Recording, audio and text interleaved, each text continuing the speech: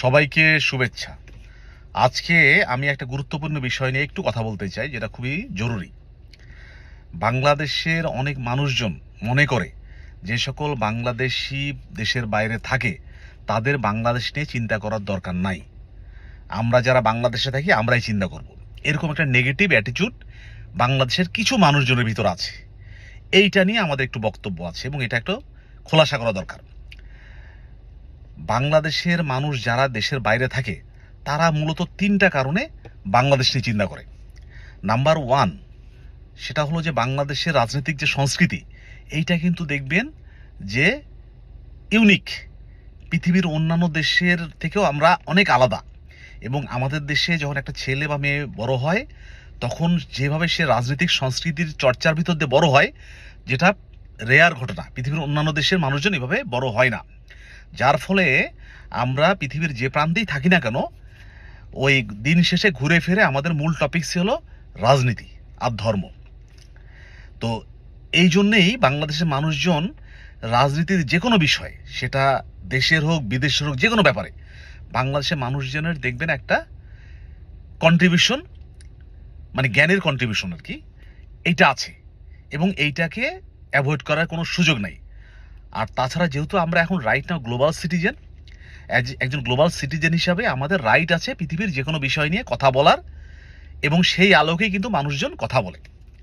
Number two হলো যে বাংলাদেশের যদি আমরা যে কয়টা প্রধান অর্থনৈতিক খাত আছে এর ভিতরে আমরা যদি রেমিটেন্সকে অন্যতম মনে করি, এই রেমিটেন্সের পুরো উৎসটাই কিন্তু প্রবাসীরা। এখন প্রবাসীদের কথা হলো, আমরা যেটা আলাপ আলোচনা করে যেটা বুঝেছি আর কি লোকজনের সাথে কথা বলে, যে যেহেতু প্রবাসীদের পাঠানো অর্থে বাংলাদেশের অর্থনীতি স্বাবলম্বী হচ্ছে বা হয়েছে বা বাংলাদেশ এগিয়ে যাচ্ছে, এই জন্য প্রবাসীদের রাইট আছে বাংলাদেশ নিয়ে কথা বলার, এবং তারা এই জন্যই কিন্তু বাংলাদেশ নিয়ে সবসময় কথা বলে, বা বাংলাদেশের যে কোনো টপিকস হলেই বাংলাদেশের তারা তাদের নলেজটা শেয়ার করে। নাম্বার থ্রি হলো যে সকল বাংলাদেশি দেশের বাইরে থাকে এদের কিন্তু আসলে সংসার চালাতে হয় দুইটা। একটা হলো সে এখানে যে থাকে এখানে লোকালি তাকে চলতে হয়, কিংবা এখানে যদি তার পরিবার থাকে সেই পরিবার।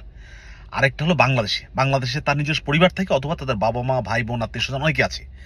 সেই হিসেবে দেখা যায় যে সকল প্রবাসী বাংলাদেশি প্রবাসী যারা থাকে দেশের বাইরে, তারা প্রতিনিয়ত দুটো সংসার চালায়। একটা সে নিজের এখানকার, আর একটা হলো দেশের, এবং তাদের কন্ট্রিবিউশনটা সবসময় দুই জায়গায়, মানে একজন প্রবাসীকে সবসময় দুটো রোল প্লে করতে হয়। এইটা কিন্তু অনেক বড় একটা লোড বলা যায়। কিন্তু আপনারা যারা বাংলাদেশে থাকেন আপনাদের কিন্তু দেশের বাইরে টাকা পাঠাতে খুব একটা হয় না, বরং বিদেশে যারা থাকে তারাই দেশে সবসময় টাকা পাঠায়, সেটা নিজের পরিবার হতে পারে, বিজনেস হতে পারে, যেভাবেই হোক আর কি। এবং এই টাকা পাঠানোর ফলে কি হচ্ছে, বাংলাদেশের অর্থনীতিটা স্বাবলম্বী হচ্ছে। তো এই জন্যে প্রবাসীদের যেহেতু দুইটা সংসার চালাতে হয়, এই জন্য প্রবাসীদের ভিতরে তাড়না বা উৎকণ্ঠাটা বেশি। এবং আমরা দেখেছি তো যে সকল বাংলাদেশি দেশের বাইরে থাকে তারা যখন তারা নিজেরাও বলেছে আমাদেরকে বিভিন্ন কথাবার্তায়, বা আমরা নিজেরাও ফিল করি যে বাংলাদেশের লোকজন যখন ভালো থাকে, এখানকার মানুষজন বা প্রবাসী যারা থাকে তারা খুব ভালো থাকে। বাংলাদেশের জনগণ যখনই বিপদে থাকে বা বিপদে পড়ে, মানে তার পরিবার যদি বিপদে থাকে, তখন তারাও একটা টেনশনে থাকে। তো এই জন্যেই প্রবাসীরা বেসিক্যালি বাংলাদেশের ব্যাপারে সবসময় অনেক বেশি সচেতন। এবং আমাদের কাছে মনে হয়েছে যে সকল প্রবাসী বা যে সকল বাংলাদেশি, স্পেশালি মিডল ইস্টের যে সকল ভাই বোনেরা আছে, ওনাদের কন্ট্রিবিউশন মানে বলে শেষ করা যাবে না। অন্যান্য দেশ আছে, কিন্তু মিডল ইস্টের যারা প্রবাসী আছে তাদের যে অবদান বাংলাদেশের রাষ্ট্র গঠনে, এটাকে অস্বীকার করার কোনো সুযোগ নাই। তাদেরকে অবশ্যই আমাদের সম্মান জানাতে হবে, এবং যে সকল প্রবাসী বাংলাদেশ নিয়ে কথা বলে বা বাংলাদেশ নিয়ে আলোচনা করতে চায় বা তার জ্ঞান শেয়ার করতে চায়, এটাকে আমাদের অ্যাপ্রিসিয়েট করা দরকার। এটাকে নেগেটিভভাবে দেখার কোনো সুযোগ নাই।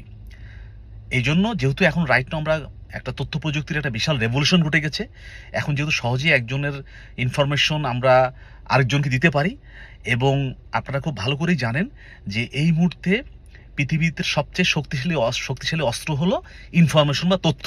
আপনারা দেখবেন যে জাতি বা যে রাষ্ট্রের কাছে যত বেশি সলিড ইনফরমেশন, যত বেশি সলিড তথ্য আছে, সে রাষ্ট্র তত বেশি শক্তিশালী। এই জন্যে বলা হচ্ছে যে আগামী দিনের যুদ্ধটা হচ্ছে, বা বর্তমানে যে যুদ্ধটা হচ্ছে, এটা হলো ইনফরমেশন ওয়ার, তথ্যের যুদ্ধ। এই জন্য বিদেশে যারা আছে তারা যে তথ্য, তাদের যে জ্ঞান বা তাদের যে নলেজ, সেটা যখন ট্রান্সফার করছে, সেই তথ্যটা যখন তাদের বাংলাদেশে দিচ্ছে, সেটাকে আমাদের অ্যাপ্রিসিয়েট করতে হবে এবং সেটাকে আমাদের পজিটিভভাবে দেখতে হবে। সবাইকে ধন্যবাদ।